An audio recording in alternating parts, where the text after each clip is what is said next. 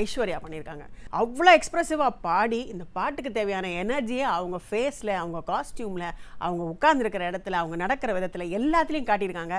உத்வேகத்தை கொடுத்துருக்காங்கன்னு தான் சொல்லணும். ரொம்ப நாள் கழிச்சு ஒரு பெரிய பேண்டு நமக்கு இன்னைக்கு நான் ரசித்து சொன்ன அந்த பேஸ் கிட்டாரை நம்ம ராலே யூஎஸ்ஏலேருந்து நம்ம சித்து அவ்வளோ பியூட்டிஃபுல்லாக வாசிட்டு வந்திருக்காரு.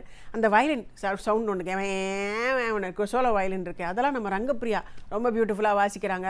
அதுக்கப்புறம் நம்ம கீத்துக்குட்டி அந்த பேஸ் கிளாரினட், அந்த மெலாடிக்கா, அதெல்லாம் வந்து அவங்க ரொம்ப அழகாக வாசிக்கிறாங்க ஒரு பக்கம். அதுக்கப்புறம் நம்ம வெங்கட நாராயணன் அந்த ஃப்ளூட்டு சான்ஸே இல்லை, பூந்து விளையாடி இருக்காரு, அவ்வளோ பியூட்டிஃபுல்லாக வாசிச்சிருக்காரு.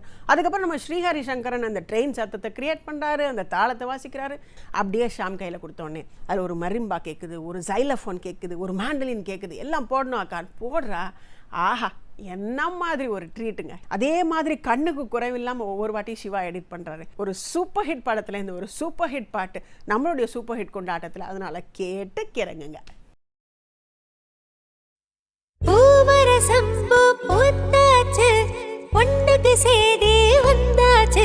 காவேரி போல பொங்குற மனசு பாடாதோ.